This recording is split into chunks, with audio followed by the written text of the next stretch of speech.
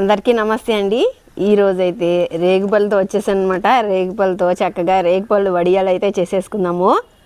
ఇప్పుడు రేగుపళ్ళని నీట్గా కడిగేసుకుందాము.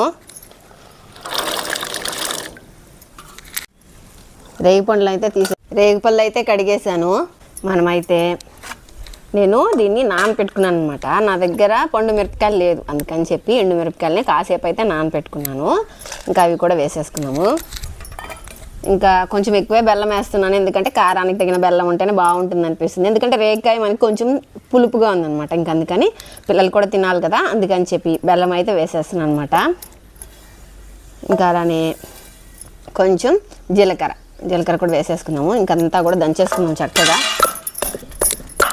రేగిపండ్లు కూడా వేసేసుకున్నాం, మొత్తం కూడా దంచేసుకున్నాం. ఇప్పుడైతే రెడీ అయిపోయింది అనమాట. ఇంకైతే వడియాలు పెట్టేసుకోవచ్చు. నేనైతే స్టీల్ ప్లేట్ తీసుకుని అందులోకైతే వడియాలు పెట్టేశాను. ఇంకా అన్నీ కూడా ఇలా పెట్టేసుకుని మనం ఎండకు పెట్టేసుకున్నాం అనుకోండి, మన వడియాలు అయితే రెడీ అయిపోతుంది అనమాట.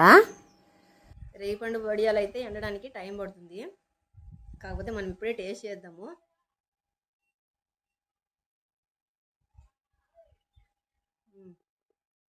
చాలా బాగుంది. జీలకర్ర స్మెల్, కారము, బెల్లము కరెక్ట్గా సరిపోయిందనమాట. చాలామంది చూసి వెళ్ళిపోతున్నారు. అలానే మన ఛానల్ని సపోర్ట్ చేస్తారని కోరుకుంటున్నాను. Please like and share, subscribe.